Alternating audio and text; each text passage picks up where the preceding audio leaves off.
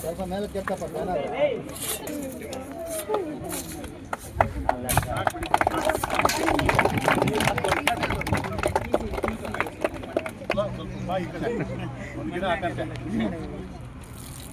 ಕೈ ಜೋಡಿ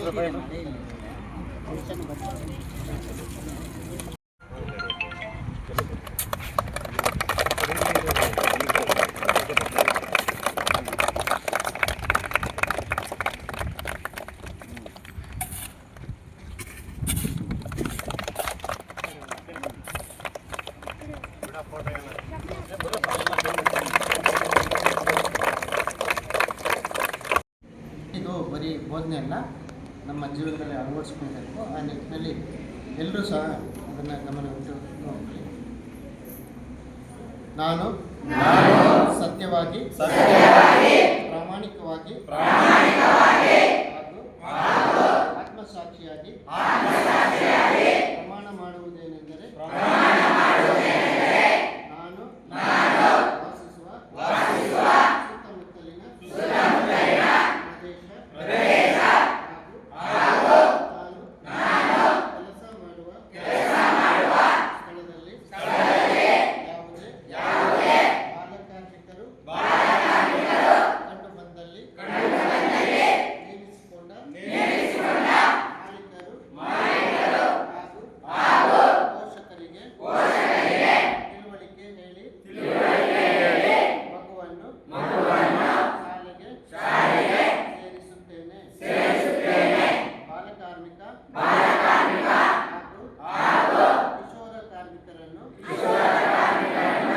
ತೊಡಗಿಸಿಕೊಂಡು ತಯಾರಿಸಲ್ಪಟ್ಟ ಯಾವುದೇ ವಸ್ತುವನ್ನು ಉಪಯೋಗಿಸುವುದಿಲ್ಲ ಮತ್ತು ಬಾಲಕಾರ್ಮಿಕ ಹಾಗೂ ಕಿಶೋರ ಕಾರ್ಮಿಕರ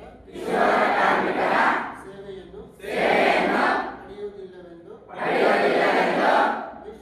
ವಿಶ್ವ ಬಾಲಕಾರ್ಮಿಕ ಪದ್ಧತಿ ವಿರೋಧಿ ದಿನವಾದ ಇಂದು ಪ್ರಮಾಣ ಮಾಡುತ್ತೇನೆ.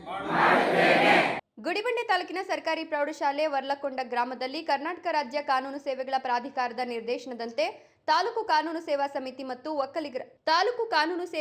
ಮತ್ತು ಒಕ್ಕಲಿಗರ ಸಂಘ, ತಾಲೂಕು ಆಡಳಿತ, ತಾಲೂಕು ಪಂಚಾಯಿತಿ, ಸಾಮಾಜಿಕ ಅರಣ್ಯ, ಶಿಕ್ಷಣ ಇಲಾಖೆ, ಕಾರ್ಮಿಕ ಇಲಾಖೆ, ಗುಡಿಬಂಡೆ ಹಾಗೂ ಗ್ರಾಮ ಪಂಚಾಯಿತಿ ವರ್ಲಕೊಂಡ ಇವರ ಸಂಯುಕ್ತಾಶ್ರಯದಲ್ಲಿ ವಿಶ್ವ ಬಾಲ ಕಾರ್ಮಿಕರ ಪದ್ಧತಿ ವಿರೋಧಿ ದಿನಾಚರಣೆ ಅಂಗವಾಗಿ ಗಿಡಗಳನ್ನು ನೆಡುವ ಮತ್ತು ಕಾನೂನು ಅರಿವು ನೆರವು ಕಾರ್ಯಕ್ರಮ ಹಮ್ಮಿಕೊಳ್ಳಲಾಗಿತ್ತು.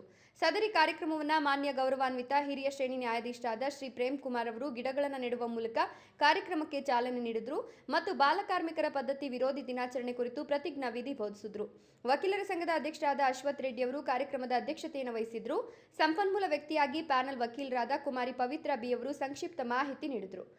ಅಂದರೆ ನಾವು ವಿದ್ಯಾಭ್ಯಾಸ ಮಾಡುವ ಸಮಯದಲ್ಲಿ ಕೆಲಸವನ್ನು ಆಯ್ಕೆ ಮಾಡಿಕೊಂಡು ವಿದ್ಯಾಭ್ಯಾಸವನ್ನು ಮುಗಿಸಿದ್ರೆ ಆ ವ್ಯಕ್ತಿಯ ಜೀವನ ಅಲ್ಲಿಗೆ ಮುಕ್ತಾಯ ಆಗುತ್ತೆ. ಆ ಒಂದು ನಿಟ್ಟಿನಲ್ಲಿ ವಿದ್ಯಾಭ್ಯಾಸ ಎಲ್ಲರೂ ಪಡೆಯಬೇಕು. ನಮ್ಮ ಸಂವಿಧಾನದಲ್ಲಿ ಎಲ್ಲರಿಗೂ ಸಹ 6ರಿಂದ 14 ವರ್ಷದ ಒಳಗಿನ ಎಲ್ಲ ಮಕ್ಕಳಿಗೆ ಉಚಿತ ವಿದ್ಯಾಭ್ಯಾಸವನ್ನು ನೀಡಬೇಕು ಅಂತ ಸಂವಿಧಾನ ಹೇಳುತ್ತೆ. ಏಕೆಂದರೆ ಒಂದು ವ್ಯಕ್ತಿಯ ಅಭಿವೃದ್ಧಿ ಶಿಕ್ಷಣದಿಂದಲೇ ಇರೋದರಿಂದ ಎಲ್ಲರಿಗೂ ಕಡ್ಡಾಯವಾಗಿ ಶಿಕ್ಷಣವನ್ನು ನೀಡಬೇಕು. ಈ ವಿದ್ಯಾಭ್ಯಾಸದ ಅವಧಿಯಲ್ಲಿ ಯಾವುದೇ ರೀತಿಯ ಕೆಲಸ ಕಾರ್ಯಗಳಿಗೆ ತೋರಿಸ್ಕೊಳ್ಬಾರ್ದು. ಹಾಗೆ ಹೇಳಿದೆ, ಈಗ ಬಾಲಕಾರ್ಮಿಕ ಪದ್ಧತಿ ಅಂದರೆ ಈ ಒಂದು ಶಿಕ್ಷಣದ ಅವಧಿಯಲ್ಲಿ ನಾವು ಇತ್ತೀಚಿನ ದಿನದಲ್ಲಿ ಏನು ಮಾಡ್ತೀವಿ, ಒಂದು ಹಣದ ಆಸೆಗಾಗಿ ನಮಗೆ ಈಗ ಹಣ ಸಿಕ್ಕರು ಸಾಕು, ನಮ್ಮ ಜೀವನ ಚೆನ್ನಾಗಿರುತ್ತೆ ಅಂತೇಳಿ ನಾವು ಶಿಕ್ಷಣವನ್ನು ಬಿಟ್ಟು ಕೆಲಸವನ್ನು ಆಯ್ಕೆ ಮಾಡಿಕೊಂಡಾಗ ನಮ್ಮ ಜೀವನ ಬರೀ ನಾವು ಈ ಕೆಲಸಕ್ಕೆ ಹೋದರೆ ಎಷ್ಟು ಸಿಗುತ್ತೆ, 150 ರೂಪಾಯಿ 200 ರೂಪಾಯಿ ಅಷ್ಟೇ.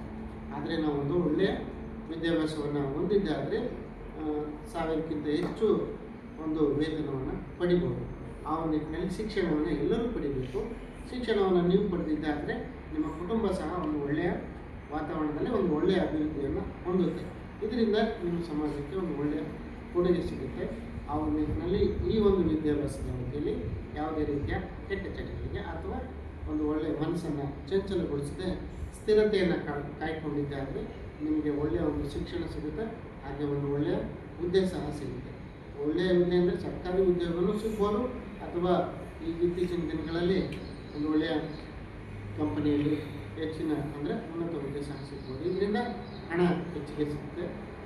ಆ ಸಂದರ್ಭದಲ್ಲಿ ನಮ್ಮ ಕುಟುಂಬ, ನಮ್ಮ ವೈಯಕ್ತಿಕ ಜೀವನ ಅಭಿವೃದ್ಧಿ ಆಗುತ್ತೆ. ಆ ನಂತರದಲ್ಲಿ ನಮ್ಮ ವೈಯಕ್ತಿಕ ಅಂದರೆ ವೈವಾಹಿಕ ಜೀವನವನ್ನು ಅಂದರೆ ಮದುವೆ ಆ ರೀತಿ ಆದಾಗ ನಮ್ಮ ಕುಟುಂಬ ಸಹ ಸುರಕ್ಷಿತವಾಗಿರ್ತದೆ.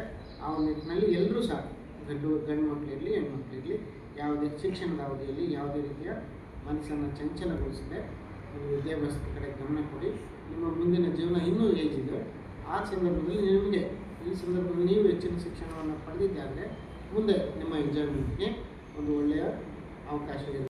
ಈ ಸಂದರ್ಭದಲ್ಲಿ ಕಾರ್ಯನಿರ್ವಹಣಾಧಿಕಾರಿ ನಾಗಮಣಿ, ವಲಯ ಅರಣ್ಯಾಧಿಕಾರಿ ಪೀರ್ ಸಾಬ್, ಆನ್ ನದಾಫ್, ವಕೀಲರಾದ ನಂದೀಶ್ವರ ರೆಡ್ಡಿ, ಪ್ಯಾನಲ್ ವಕೀಲರಾದ ನರೇಂದ್ರ ಜೇವಿ, ಪಿಡಿಒ ಸತ್ಯಪ್ರಸಾದ್, ಶಿಕ್ಷಣ ಇಲಾಖೆ ಟಿಪಿಒ ಹನುಮಂತರಾಯಪ್ಪ, ಮುಖ್ಯ ಶಿಕ್ಷಕರಾದ ನಳಿನಾಕ್ಷಿ, ಸಹ ಶಿಕ್ಷಕರು ಮತ್ತು ನ್ಯಾಯಾಲಯದ ಸಿಬ್ಬಂದಿ ಸುರೇಶ್ ಹಾಗೂ ವಿದ್ಯಾರ್ಥಿಗಳು ಹಾಜರಿದ್ದರು.